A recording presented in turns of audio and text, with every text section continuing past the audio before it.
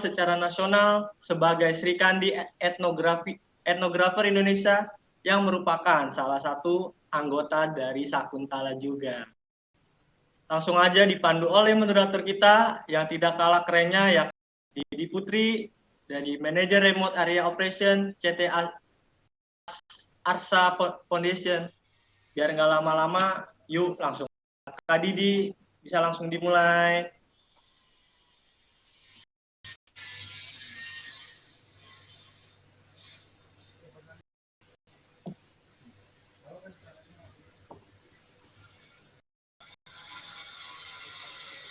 Kak Didi. Halo. Halo. Kak Didinya agak terus dulu ya. Tadi dia Iya keluar nih. ya. Aduh, kita nggak. Ipul juga di YouTube kayaknya kita belum. Oh iya, untuk informasi live ini akan live di RB Channel, Sakuntala Channel juga. Jadi untuk rekan-rekan bisa langsung live di sana.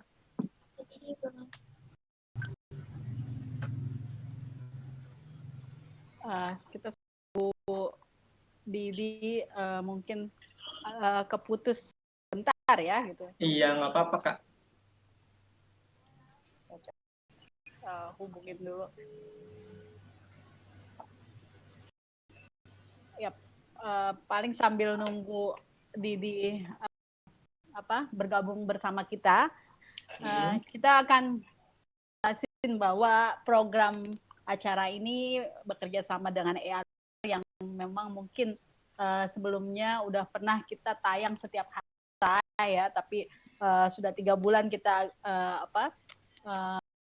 off dulu ya karena berbagai kepentingan, keperluan, kesibukan menjelang tutup tahun kemarin. Kita baru mulai lagi nih guys untuk merangkul muda khususnya yang kali ini kita coba, kalau kemarin di dunia fotografi, nah sekarang kita di dunia petualangan dan kepencinta alaman. Nah sekarang kita gandeng Mapala Sakuntala yang memang lagi semangat-semangatnya untuk kembali terjun ke pecinta alaman nasional. Nah, itu Didi. Iya. Ini dia. Acara ini akan dipandu oleh moderator kita yang tidak kalah kerennya, yaitu Kak Didi, Manager Remote Area Operation, juga chat Arsa Foundation. Oke, biar nggak lama-lama, yuk langsung aja kita mulai. Oke, terima kasih banyak, Bayu.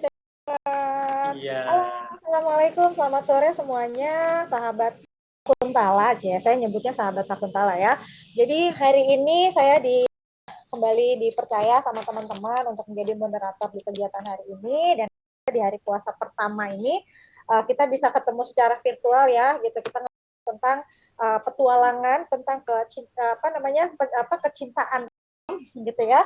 Nah, program yang diinisiasi oleh Sakuntala dengan tajuk Ramadan Adventure Talk ini akan mengundang dan mendatangkan tokoh yang inspiratif, yang keren-keren di dalam dunia kepencinta alam dan petualangan Indonesia, seperti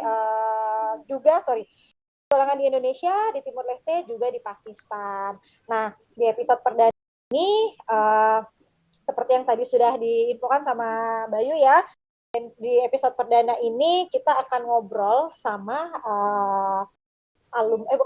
sama seniornya Mapala Sakuntala ya, yaitu Evi Aryati Arbe, atau yang bisa kita panggil dengan Kak Epoy. Nah, halo Kak Epoy. Halo ya. Hai. Nah, Kak Epoy, ketemu lagi. Iya, kita udah beberapa kali ya ketemu ya. Nah, udah bantu teman-teman di Sakuntala ya, udah ngajarin juga public speaking nanti. Siap. Untuk kali ini Kak Epoy, aku kan tahu banget ya, maksudnya aku kenal Kak Epoy juga itu dari sesuatu yang memulai pertama kali kita kenal pertama kali kita kenal waktu itu kalau kata di Papua, di Biak waktu itu. Kak Epoy yang aku tahu, Kak Epoy adalah seorang fotografer, terus belusukan juga di daerah pelosok gitu ya. Nah, aku untuk yang kali ini gitu, untuk program kali ini tuh program apa sih sebenarnya Kak yang kita bikin gitu? Setiap hari itu program apa dan maksud dari program ini tuh untuk apa Kak Epoy? Boleh diceritain Kak? Ya, makasih ya. Pada kali ini kita tuh karena mencoba mendukung para badan pengurus Sakuntala yang aktif, anggota yang masih bergiat di kampus ya.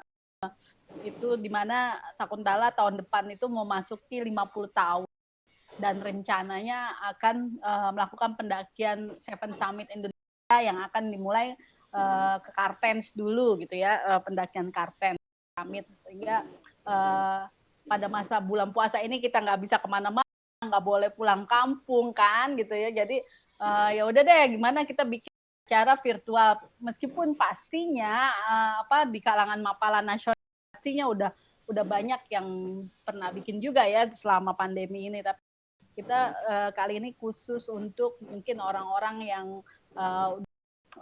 pernah menjejaki Kartens dan juga yang inisiatif lainnya, karena untuk pendakian Kartens pastinya bukan cuma skill pendakian yang diperlukan, tapi juga mental dan juga pengetahuan. Nah, kita pilih banget ini narasumber yang hadir pada kali ini. Gitu. Tapi ini saya nih yang disuruh mulai duluan gitu kan, sebagai trial gitu kan. Harus lah, apalagi sebagai senior Mapala dari sana ya kan, udah harus paling dulu mengucapkan sesuatu ya kan tentang pengalamannya. Nah, Boy, kalau misalnya tadi aku dengar ini kan dari program ini sebenarnya ada maksud, ada tujuan yang pada akhirnya memang untuk menghasilkan visi atau menginginkan visi misi yang kalian punya gitu ya untuk ini. Yeah.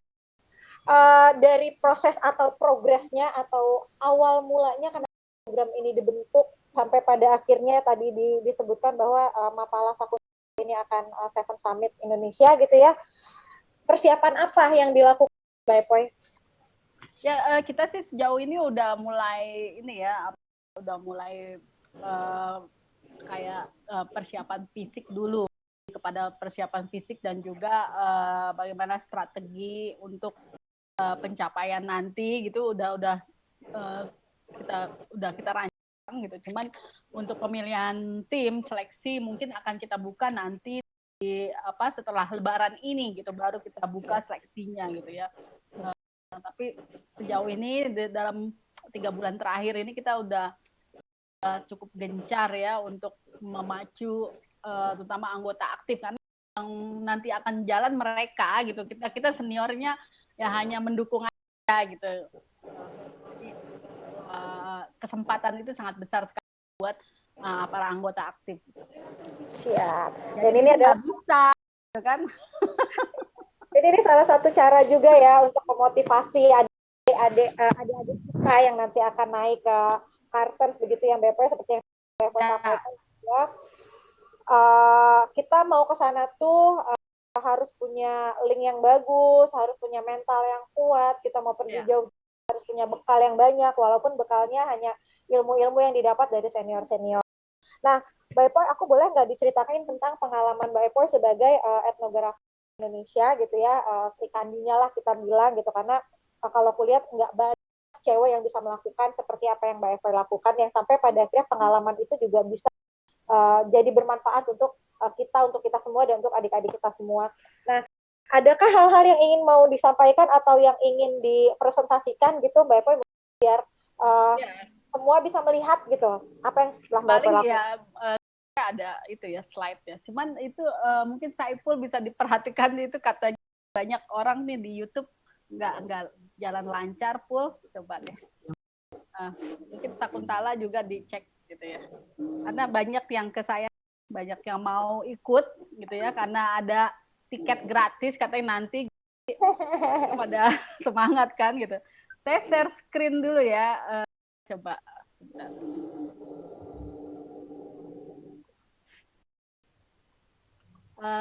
Jelas nggak ya? Jelas. Ya. Ya saya mungkin sedikit aja karena waktunya juga sedikit ya. Dari hobi ke menjadi profesi, salah satu profesi saya yaitu sebagai tour operator Indonesia, terutama untuk indigenous people, tribe dan remote area di Indonesia. Kebetulan kita juga baru mengekspansi beberapa tahun terakhir, 5 tahun terakhir ke Papua New Guinea dan juga ke Afrika gitu. Jadi dari Sakuntala lah saya mulai itu ya, menemukan jalan itu gitu. Nah ini mungkin biar adik-adik saya juga terinspirasi bahwa dunia pencinta alaman itu tidak hanya sebagai kegiatan yang bersenang-senang, tapi itu juga bisa memacu kita dan menjadi bekal kita baik di dunia kerja maupun untuk kita mencari nafkah ya gitu. Saya angkatan 10 gitu. Mungkin kalau sekarang udah berapa Bayu? Udah berapa angkatan? 20 33 Kak. Oh ya 33 tuh ya. Saya udah lama juga nggak ngikutin di ketahuan umurnya. Jadi waktu kita tuh punya Sakuntala tuh punya kalau udah jadi anggota kita punya program untuk melakukan jam terbang sebelum kita mendapatkan nomor ini nih. Saya tuh nomornya 63 ya. Kalau Bayu saya nggak tahu nomornya dia berapa. Itu sebelum kita bisa dapat nomor itu kita harus melakukan jam terbang minimal ke 3 gunung kalau nggak salah. Nah, angkatan saya itu Merapi, Merbabu, Arjuna, Welerang, Sumbing kayak waktu itu ya. Iya. Nah,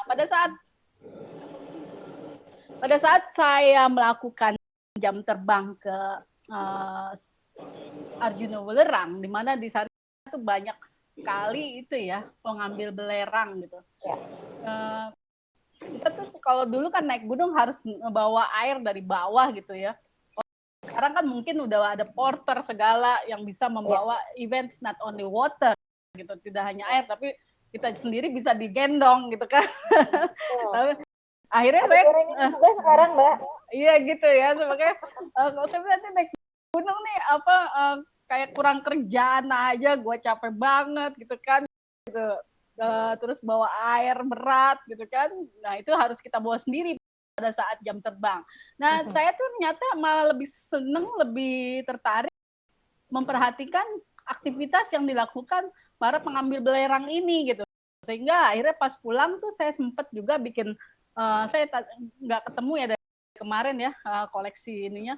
Saya bikin assignment sendiri pribadi yang menceritakan bagaimana peran ataupun pekerjaan dari pengambil belerang ini yang memiliki banyak resiko dan juga sangat berat, tapi pendapatannya sangat minim gitu. Itu sangat menarik buat saya gitu.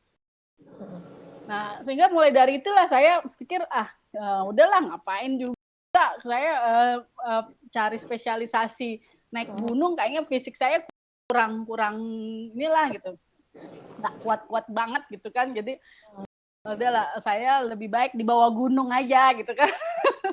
Nah akhirnya saya coba ya di balik gunung kalau nggak gitu kan.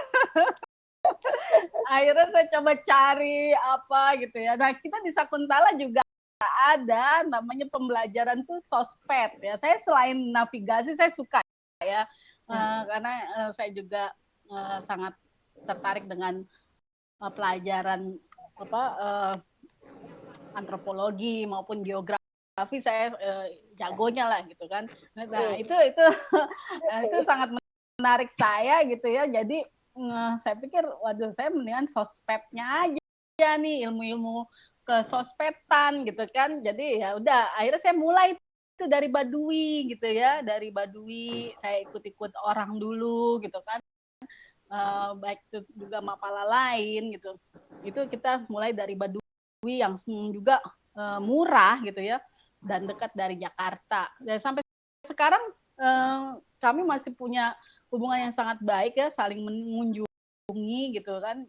Event untuk suku Baduy dalam itu untuk ke Jakarta mereka masih harus telanjang kaki dan berjalan kaki itu sampai 4 hari itu baru nyampe rumah saya. Ini karena saya waktu itu nggak ada di rumah, dia ke kantor gitu. Ya udah saya undang ke kantor saya.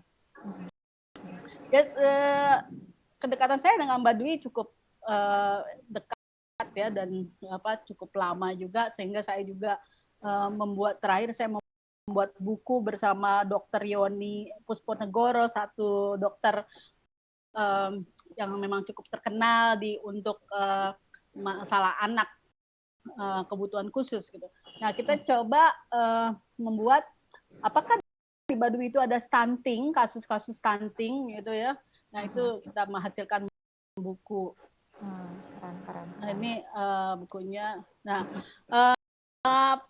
berangkat dari Baduy, akhirnya saya mulai memberanikan diri juga untuk, karena kita punya mimpi untuk keliling Indonesia, bagaimana caranya gratis gitu kan, dan tidak keluar banyak uang kan, apalagi kita mahasiswa kan, gitu waktu itu ya. Sehingga saya ikut apa aja buat belajar jadi guide, akhirnya sampai kita bisa lebih percaya diri untuk bisa menawarkan jasa sendiri, sehingga membentuk operator gitu. Jadi saya mulai dari waktu itu pastinya kita menawarkan Baduy dulu, ke Baduy, terus ke Ujung Kulon, terus ke Komodo, dan ke daerah-daerah lain, baik itu lewat gorila ataupun orang utan ya, di Kalimantan, karena kita pengen ke sana tapi kita nggak punya uang gitu pada saat itu, modalnya nggak ada.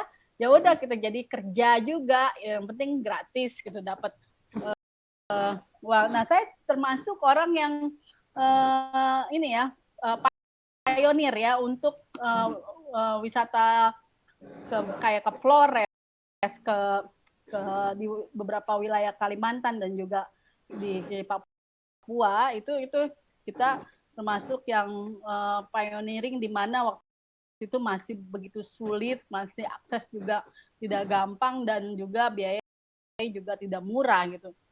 Tahun 2005 itu ya Mbak ya, kalau nggak salah ya, awal mulanya ya? Kalau 2005 itu saya udah mulai buka operator ya gitu.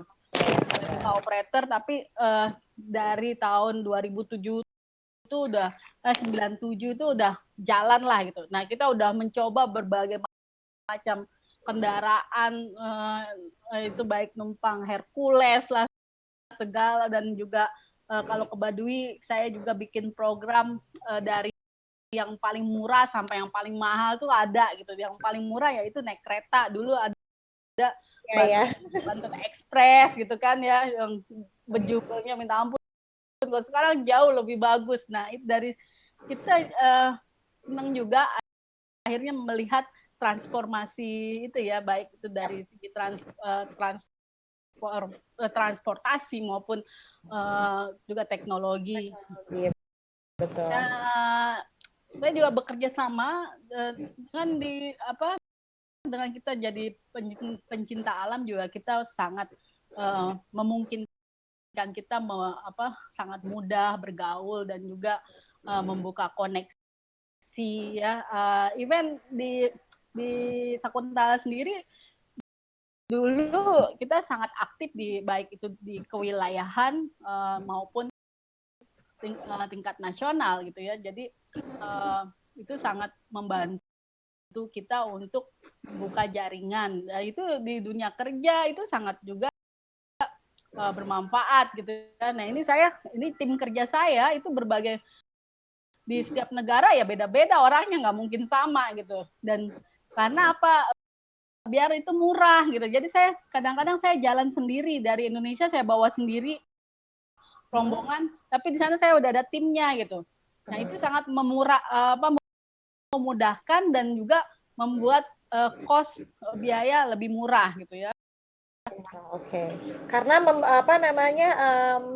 mengikut sertakan masyarakat lokalnya gitu kali ya Mbak Evi ya, maksudnya ya? Ya, itu juga membuka lapangan kerja ya itu ya, bagi masyarakat lokal. Nah, saya juga mengalami masa-masa di mana perbatasan Indonesia itu masih berupa patok seperti itu di Kalimantan ya, masih banyak perbatasan negara kita masih berupa patok ini ya. Kalau digeser dikit juga kita nggak pernah tahu gitu kan. Itu sebelah belakang saya tuh udah Malaysia gitu kan gitu. Jadi, kita dengan traveling kita bisa melihat banyak hal, baik dari yang perkotaan maupun sampai ujung negeri gitu. Nah ini dulu perbatasan-perbatasan ini masih susah dijangkau ya. Dan saya juga di kantor juga tidak banyak orang karyawan yang mau ke sana. Tapi kalau sekarang sudah banyak, dan dengan adanya sosial media ataupun platform biar orang berekspresi ataupun TikTok ya, itu sangat mempengaruhi tidak hanya kita sebagai operator dalam menjual, tapi juga dalam kehidupan profesional, di mana orang berlomba-lomba bukannya show off ya, untuk eksistensi ataupun kita jam terbang namanya. Kita udah pernah ke sana loh gitu kan. Itu merupakan pride tersendiri gitu. Nah, saya udah beruntung, saya udah ke sana beberapa tahun yang lalu, sehingga ya kalau sekarang jalanannya saya pikir udah bagus-bagus ya. Betul. Nah, ini sebelah kanan foto Mota Ain yang sudah dibuka, yang udah jalannya udah bagus. Aku ada tuh foto kayak gitu juga tuh Mbak. Kayak tadi tuh punya Mbak Epo itu ada tuh. Nah, di situ tuh aku punya juga. Ya sekarang Garudanya udah gede-gede gitu kan. Dulu kita nyaringnya susah kan gitu kan. Ya itulah. Terus selain lihat negara kita juga jadi lihat negara lain ya pastinya ya. Nah ini saya Perjalanannya waktu begitu ya Mbak, dari lokal internasional itu udah pasti ya. Ya kita kalau menurut saya lihatlah Indonesia dulu, itu that will take you there. Maksudnya dengan kita mengenal Indonesia itu akan membawa kita ke berbagai macam dunia gitu. Tapi kita mulai dulu dari pengetahuan bagaimana sih negara kita nih gitu kan. Dari yang kita punya ya. Okay. Nah, akhirnya ya 2009 saya udah itu ya, menjadikan menawarkan jasa saya sebagai pemandu wisata itu sebagai profesi ya 2009. Dan ini waktu itu udah Femina sudah berapa kali pakai saya juga, hingga akhirnya dia menerbitkan. Tahun berapa itu Mbak di Femina? 2009 ya. Iya, aku masih di situ waktu itu. Oh ya, ini nih yang ngeliput Herius Saputro. Ya, setelah Baduy ya, saya juga menerbitkan buku tentang suku Dani, yang ini juga dipacu oleh orang asing malah justru ya, yang mana klien saya bilang kamu harusnya bikin buku karena udah pasti mungkin lebih aware dan lebih tahu dan lebih detail daripada orang lain yang bikin gitu kan. Ya udah, akhirnya saya bikin buku ini minimal untuk souvenir klien-klien tadinya ya, tapi ternyata karena mungkin momentumnya pas juga pada saat 2014 itu, di mana tidak banyak yang membuat buku, sehingga ini termasuk yang hip juga ya, dan itu menjadi etnografi studies untuk pembelajaran masalah suku Dani di Papua. Dan tidak banyak orang Indonesia yang menerbitkan buku untuk isu-isu yang mengangkat suku bangsa dan kebudayaan Indonesia sendiri gitu. Itu sangat disayangkan gitu ya. Betul sekali. Nah, ini kita jadi bisa akrab juga dengan berbagai macam suku baik di tanah air maupun di negara lain. Ini yang lebih colorful tuh di Papua New Guinea, di Afrika ya. Nah, ini membuka juga kesempatan kita melihat berbagai festival budaya di berbagai macam pelosok Indonesia. Ya, ini festival budaya Asmat. Festival Asmat itu biasanya bulan Oktober, itu juga jarang yang ke sana, banyak kan turis ya, masih turis asing. Kalau festival Lembah Baliem sekarang sudah mulai rame dengan domestic turis. Nah, ini juga pelajaran tentang tato, tradisi tato, baik suku Dayak, suku Mentawai di Indonesia itu juga sangat menarik untuk dipelajari gitu ya, dan belum ada mungkin kayaknya suku orang Indonesia yang sangat detail mengangkat tato tradisional ya gitu. Ada satu expert yang menyatakan diri sebagai expert tato Indonesia gitu ya. Waktu itu dia belajar sampai ke ke Amazon apa ke Brazil gitu. Dipikirnya tato itu yang paling tua, ternyata orang sana bilang loh itu justru yang di Indonesia yang lebih tua gitu. Nah, kayak gitu kan. Jadinya kita malu sendiri kan gitu. Betul. Saya bilang start from your own country first ya, baru lihatlah dunia gitu.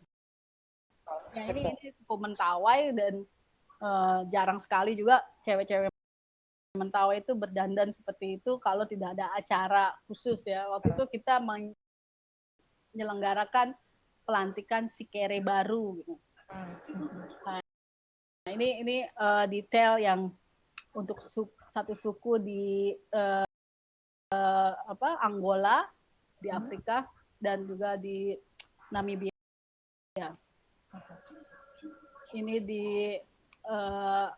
ini adalah suku yang paling agresif yang pernah saya temui kalau menurut saya ya, suku Mursi namanya, atau juga biasa juga ada di perbatasan Ethiopia dan Sudan itu juga ada namanya suku Surma. Itu hampir mirip sama mereka, sangat juga memakai plate ya, bibirnya seperti itu gitu. Tapi ini yang di sisi Ethiopia Selatan. Agresifnya karena satu ya, mereka kalau motret seperti ini itu kita harus bayar gitu, dan kita harus benar-benar detail sebelum motret. Kita harus pastikan gitu ya bahwa mereka mau difoto gitu ya, dan juga masih sulit untuk didekati kalau tanpa duit gitu. Kalau di kita hampir sama kayak di waktu Papua waktu itu kali ya, Bevoy. Dulu di Papua juga seperti itu ya, khususnya di Wamena itu kalau kita motret dia minta uang yang merah gitu. Nah, kalau dulu kan uang merah itu 100 kalau nggak salah ya. Ya, 100.000. Kita kan 100.000 satu lembar, dia maunya gitu yang harus warna merah. Tapi sekarang kan 100.000 dan itu cukup berat juga ya, sehingga ya mesti dipastikan kita nggak bisa barang motret untuk orang-orang terutama bukan di pedalaman ya, maksudnya di kampung tradisional itu kita harus minta izin dulu gitu ya, secara baik-baik gitu. Sehingga nanti hasilnya juga bagus. Ya, ini di festival di Papua New Guinea gitu. Karena biaya masuk ke festival juga udah mahal gitu ya. Dan jadi kita udah gratis lah motret di arena festival itu. Ya, saya terakhir mengerjakan buku ini yang tadi saya ketemu Didi ya, gitu kan. Wow, saya tahu buku ini. Tentang biak ya. Ya, Ini di luar dari beyond my imagination, maksudnya di luar dari kebiasaan saya itu, dan ini cukup menantang dan juga ya banyak itunya apa ya tantangannya dan hambatan dalam penerbitan buku ini gitu. Ini buku tentang Perang Dunia Kedua di Biak, terutama perang Pasifik antara Amerika dan Jepang. Ya kemarin pas pandemi ini lagi hit Jepang, kita pas ngadain acara pameran di sana. Sehingga kalau di Jepang itu kan kalau mau ngadain acara semuanya riset dulu mereka mau datang apa enggak gitu. Itu semua jadinya batal karena pandemi ini gitu. Nah, itu mungkin salah satu apa cerita that's a sad story ya, maksudnya yang kita alami pada pandemi ini yaitu pada saat kita pameran di Jepang sehingga banyak yang tidak hadir gitu karena pada saat itu pemerintah Jepang menutup semua sekolah umum. Ya, ini buku yang sedang saya kerjakan, harusnya tahun lalu selesai gitu ya, cuman baru tahun inilah target saya Desember kita udah bisa selesaikan. Ini itu tentang cerita saya ini salah satu yang tadi saya ceritain bagaimana kita memulai kegiatan di bisnis pariwisata indigenous people ataupun tribe gitu kan, dan juga bagaimana kenapa pemilihan lokasi-lokasi itu nanti akan dijawab di buku ini gitu. Kita tunggu sekali sangat aja mungkin ya. Jadi ya itu Didi, kenapa saya sebentar stop dulu pasang itu ya biar memacu bahwa ya dari dunia kepencinta alaman lah gitu ya semuanya bisa menjadi modal kita untuk bergaul sehari-hari maupun juga untuk membangun masa depan ataupun karir kita gitu ya. Ya itu dunia yang sangat menyenangkan banget gitu dan udah jalan-jalan dapat duit gitu kan gitu. Ketemunya sama orang-orangnya kayak gitu juga pasti ya Mbak gitu. Membangun link pasti ketemunya sama yang kayak gitu juga. Nah ini menarik banget sih sebenarnya Mbak Evoy. Oke, sebelum kita lanjut, aku tadi kebetulan ingat, jadi waktu aku posting kegiatan hari ini ada satu temenku dari Wamena, ada namanya Sintike. Oke, ya dia pernah kerja bareng sama saya gitu. Iya, dia bilang Ibu Didi kenal kah dengan kakak Evi? Dia bilang iya kenal, kenapa? Ya, beta juga kenal dengan dia, titip salam katanya.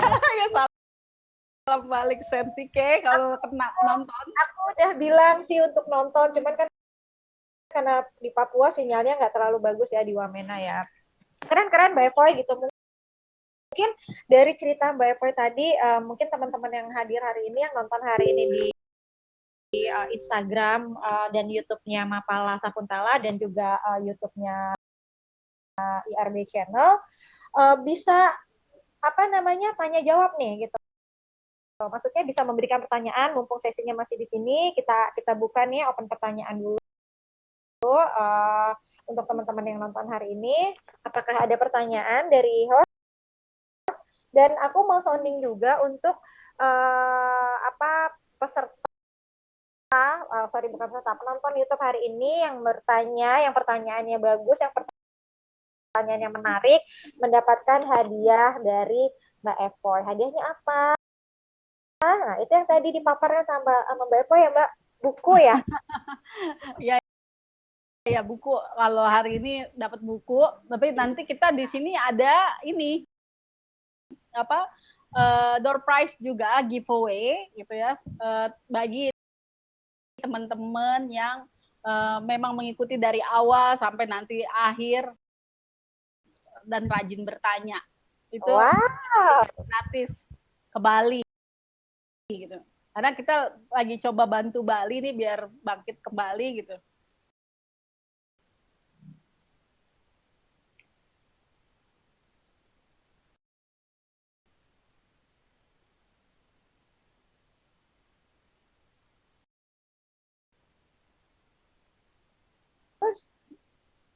Ya, sorry putus tadi ya, karena di sini hujan nih. Iya, itu merah sinyalnya. Iya. Gitu. Gimana? Sorry, tadi keputus. Ya, tadi kita coba nanti akan kasih giveaway untuk teman-teman yang rajin mengikuti tayangan kita selama 1 bulan, gitu ya. Nanti kita akan mungkin kita bisa share ini kali Teguh ya, form absensi Iro ya, harus ada itu form absensi. Teman-teman semuanya tadi sudah diinfokan tuh sama Mbak Evo ya kan, yang nonton dari hari ini sampai terakhir mendapatkan hadiah yang menarik dan nggak tanggung-tanggung, hadiahnya dapat bisa berwisata ke Bali dengan gratis ya kan. Tuh kapan lagi bisa ada begitu? Bukan begitu Mbak Evi. Nah, pertanyaan-pertanyaan yang muncul hari ini ada sekitar 3 orang nanti ya Mbak Evo ya, 3 penanya yang akan mendapatkan hadiah berupa buku. Nah teman-teman, kalau saya buat ini sambil kita nunggu pertanyaan ya Mbak Evi ya. Ya. Saya pernah membaca bukunya Mbak Evi yang Birk itu, justru saya tuh terlenanya bukan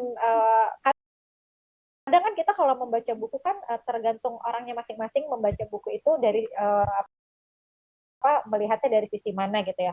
Kalau itu membaca tuh aku terlena banget dengan perjuangannya sih sebenarnya. Perjuangan meriset itu tentang bukunya, tentang kita kalau ngomongin biak numpor, maksudnya tidak semua orang juga bisa melakukan hal itu sih Mbak. Gitu. Ketika saya liputan ke biak aja, yang saya cari itu ya cuman goa aja di sana, masyarakatnya seperti apa, tidak sedetail itu. Itu harus punya nih, teman yang nonton harus punya buku itu. Ya kita buka, saya tanya jawab. Nggak ada Mbak Ibu? Ada tuh di itu. Iya Kak, udah ada nih pertanyaannya. Dari anggota muda Sakuntala.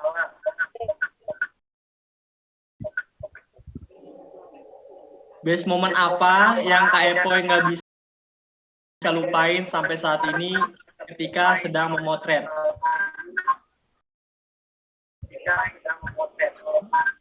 Apa ya? Kan pasti ada nih Kak Epoy punya momen yang nggak bisa Kak Epoy lupain nih. Itu kira-kira apa tuh Kak? Sebenarnya banyak ya kalau kita bergiat di alam, pastinya banyak momen-momen yang kita tidak bisa lupakan gitu ya. Tapi yang menurut saya menantang adalah yaitu satu, bagaimana mendekati suku Mursi itu ya, sehingga akhirnya kita bisa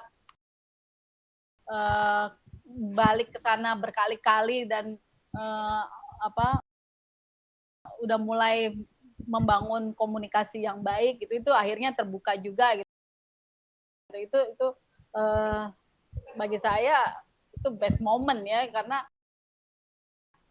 bukan menaklukkan seseorang, enggak gitu, cuman sudah istilahnya menancapkan eksistensi kita gitu. Bahwa kita udah inilah dikenal, ataupun minimal mereka mengenal kehadiran kita gitu. Terus yang kedua mungkin yang nggak bisa dilupain yaitu pada saat pengerjaan buku biak, yaitu yang tadi Didi bilang bahwa itu nggak mudah, apalagi saya basicnya ya memang suka sejarah, tapi kita nggak pernah membaca sejarah perang ya. Saya nggak pernah punya ketertarikan tadinya dengan sejarah perangnya Indonesia, apalagi dunia itu saya I don't really care gitu tadi sebelumnya gitu ya. Ternyata setelah mengerjakan buku biak itu kita jadi tahu banyak, dan banyak hal yang seharusnya Indonesia bisa angkat dari situ gitu. That's the best moment pada saat di Buku Mursi dan juga di Biak sendiri. Oke.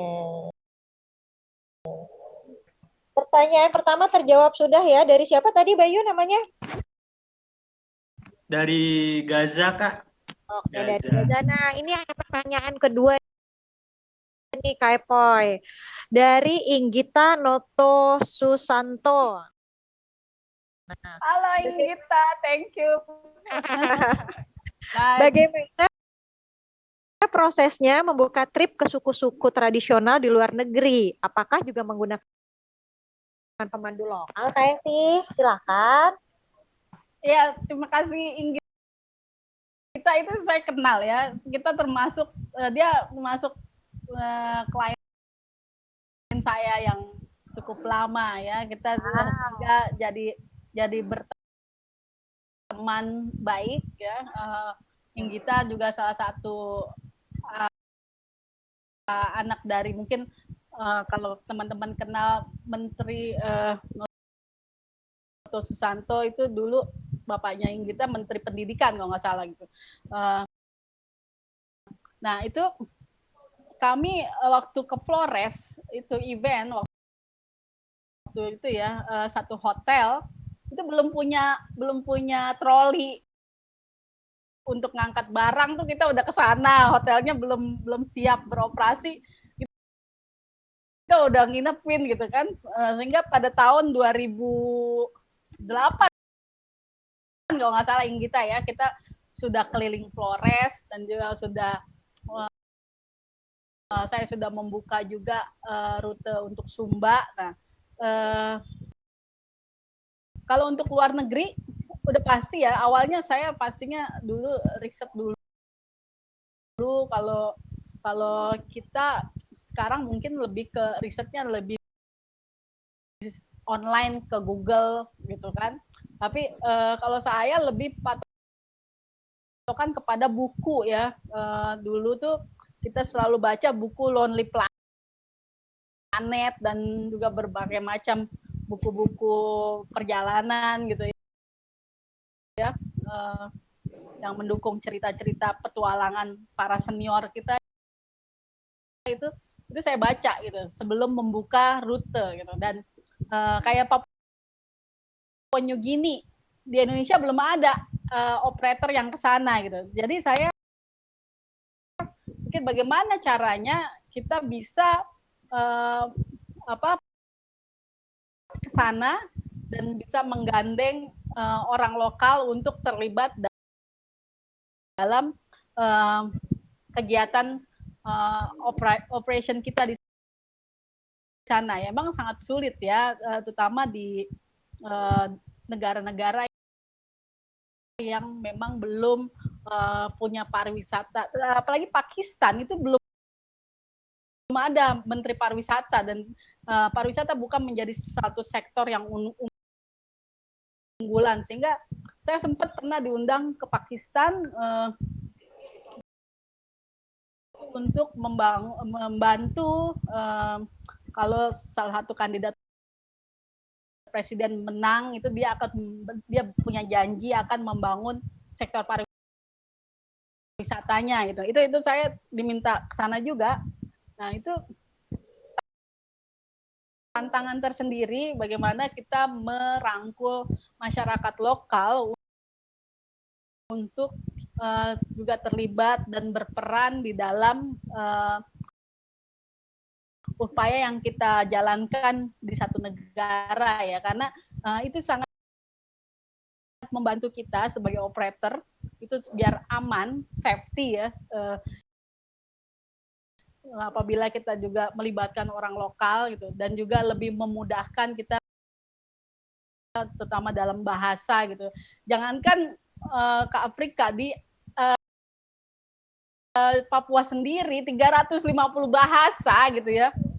Dan orang Papua sendiri kayak Sintike tadi itu salah satu tim saya. Kalau kita ajak Sintike ke wilayah mana dan yang masih di Wamena, belum tentu dia bisa bahasanya gitu. Oh, iya. gitu kan gitu.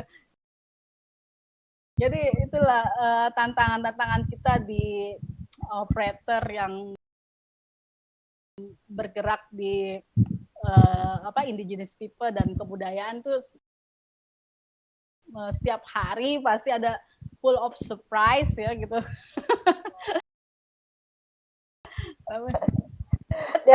Kita gitu. Berarti di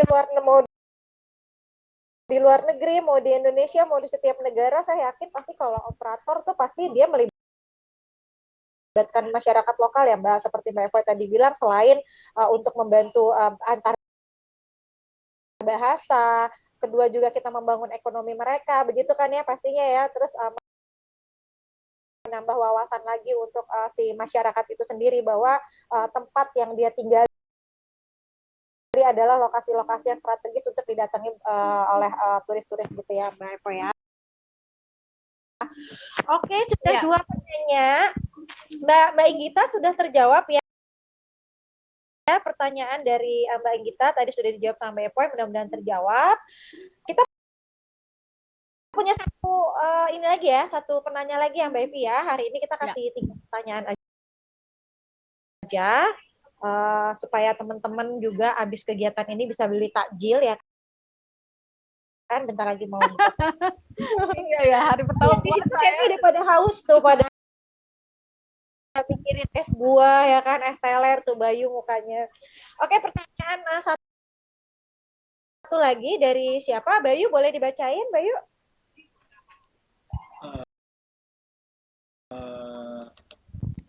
Dari Kadela, oh ya, pertama nih ada dari Afrianto Katili atau Bang Katili nih, di mana kisah yang berkesan dari beberapa perjalanan Mbak Epai lakukan? Nah, di mana nih tempat? Di mana nih pokoknya lokasinya?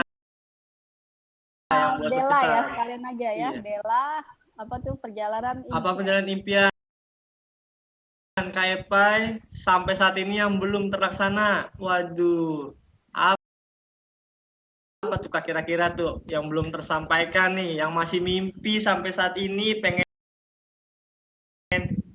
nih kayak kesana nih, kira-kira apa tuh Kak? Saya memang pengen banget ke Amazon ya, karena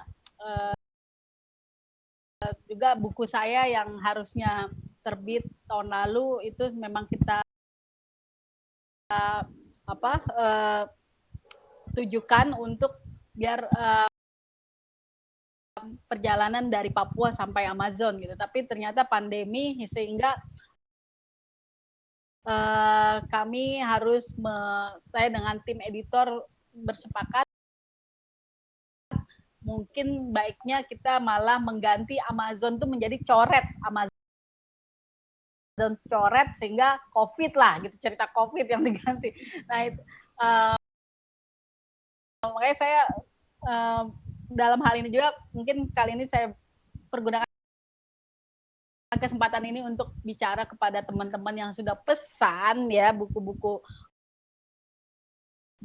My Encounters, jangan takut karena tetap buku itu akan terbit, cuma kita menunggu waktu karena adanya COVID ini sehingga kita sangat terpengaruh sama itu ya, dan tidak bisa melakukan perjalanan ke Amazon, sehingga kita gantinya cerita tentang COVID aja gitu. Bagaimana COVID ini melululantahkan dan juga begitu banyak sektor pariwisata yang termasuk teman-teman kita sendiri itu berguguran satu persatu. Dan menjawab pertanyaannya Kak Tili, kayaknya tadi udah itu ya hampir sama kisah yang berkesan itu ya. Satu di Biak ya gitu.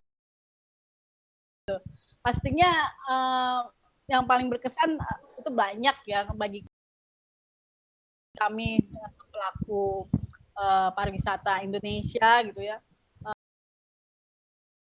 Karena di setiap perjalanan dan setiap hari kita tuh selalu mendapatkan full of surprise, selalu punya cerita masing-masing sendiri-sendiri. Tapi yang paling saya sampai sekarang salut, di mana dari perjalanan tradition sampai ke modern sekarang itu di mana suku Baduy itu masih bisa mempertahankan tradisi mereka yang luar biasa ya menurut saya, di mana kita bisa menemui beberapa suku bangsa baik di Indonesia maupun negara lain itu mengalami pergeseran dan perubahan gitu. Dan itu pastinya juga terjadi di Baduy, tapi di Baduy itu hebatnya mereka tidak merubah tatanan kehidupannya sampai hari ini gitu. Itu yang sangat luar biasa dan saya sangat salut dan bangga ya bahwa kita masih punya suku Baduy for the last frontier yang paling dekat wilayahnya dengan ibu kota gitu. Meskipun ibu kota bentar lagi jauh juga gitu kan. tapi gitulah gitu. Menarik mungkin Mbak ya kan. Ketika Baduy jauh dari ibu kota, saya yakin ketika ibu kota pindah, orang-orang di sana pasti akan ke Baduy. Karena itu merasa Baduy menjadi jauh sekali begitu. Iya. Oke, pertanyaan hari ini sudah kita close ya, Bayu, pertanyaannya untuk tiga pertanyaan tadi, jangan lupa dicatat namanya mereka yang udah. Untuk teman-teman yang belum kebagian bertanya, kita minggu depan adalah lagi, jangan takut ya. Jadi pantengin program ini setiap hari Selasa jam 4 sampai jam 5 sore ya kan. Gimana nggak enak coba? Mau ngabuburit disuguhin sama materi ini ya kan. Begitu selesai ngabuburit dapat hadiah ya kan. Habis itu dapat pergi ke Bali. Gimana coba itu? Benar. Oke, karena waktu gitu ya, karena waktu aku boleh dong secara singkat aja statement dari Mbak Evi tentang pesan-pesan untuk para milenial gitu ya dalam menjelajah dengan baik, menjaga alam tanpa harus ketinggalan momen dan spotlight. Nah, seperti yang dilakukan sama Mbak Evo ya, Mbak Evo fotografer juga mengetahui juga tentang suku-suku apa ya namanya kita sebut kearifan lokal lah ya, Mbak Evi tahu banget tentang itu. Nah, boleh dong Mbak dikasih tips dan triknya buat anak-anak muda yang mungkin juga ingin seperti Mbak Evo dan ingin menjadi seorang fotografer misalnya. Silakan Mbak Evo. Ya, kalau saya mungkin satu ya bahwa sekarang ini kan makin mudah ya, makin mudah kita melakukan eksploitasi dan mencari informasi gitu ya, melalui itulah teknologi yang harus kita pergunakan sebaik-baiknya untuk mensupport kita kita tidak hanya bergiat di alam, tapi juga melakukan interaksi dan juga membangun koneksi dan network yang baik di berbagai bidang. Nah, itu mungkin anak-anak Sakuntala perlu memaksimalkan lagi gitu ya. Jangan cuma main-main aja di internet tapi tidak ada yang didapat gitu kan. Nah, karena pembangunan network itu sangat penting gitu ya, dimanapun kita berada, dan Mapala itu seharusnya tidak kesulitan dengan hal-hal seperti itu gitu. Dan mungkin next time kita juga akan memberi masukan kepada Dewan Pembina Sakuntala ya, di mana mungkin jam terbang untuk Sakuntala tidak hanya lewat berapa banyak gunung yang sudah didaki gitu, tapi juga mungkin juga kajian-kajian sosial gitu ya, yang kajian-kajian masyarakat dan kearifan lokal yang ada di sekitar pegunungan itu perlu juga menjadi satu credit point. That's my itu ya for today. Keren banget, sangat inspirasi nih buat teman-teman Sakuntala nih yang nonton hari ini, buat sahabat Sakuntala ya, jangan lupa apa tadi yang disampaikan sama Mbak Evi diaplikasikan, ya kan? Jangan lupa buku, jangan lupa sering-sering cek di internet. Maksudnya sekarang teknologi sudah canggih gitu ya, apapun bisa dilihat dari situ gitu ya. Tapi karena sudah ada sumbernya langsung dari Mbak Evoy, teman-teman bisa langsung mengaplikasikan apa yang tadi Mbak Evoy sampaikan. Nah, itu dia ngobrol-ngobrol kita hari ini. Seru banget menurutku. Ya, kalau udah ngobrol sama Mbak Evi, karena pengalamannya ini banyak banget. Jadi intinya teman-teman, dari hasil diskusi ini adalah dari hobi itu bisa menjadi pekerjaan kita. Ya, dari passion itu bisa menjadi usaha kita gitu. Jadi rezeki itu memang dari diri kita sendiri gitu. Kalau kita bisa mengemas itu, kalau kita bisa package apa yang kita bisa, itu bisa itu muncul sendiri rezekinya gitu.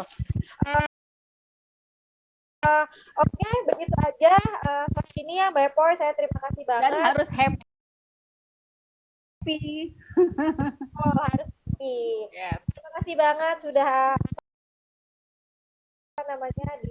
diizinkan hadir di satu room ini bersama teman-teman dari Mapala juga, dari Mbak Evi. Terima kasih. Saya kembalikan ke Bayu, silakan. Bayu. Oke, terima kasih Kak Didi, Kak Epa atas sharingnya yang luar biasa, sangat inspiratif, penuh pengalaman yang luar biasa dari Kak Epa yang benar-benar gentar membahana. Oke teman-teman, minggu depan kita kedatangan tamu yang cukup luar biasa juga, cukup legendaris, yaitu Donald Asman, seorang petualang legendaris dari Indonesia.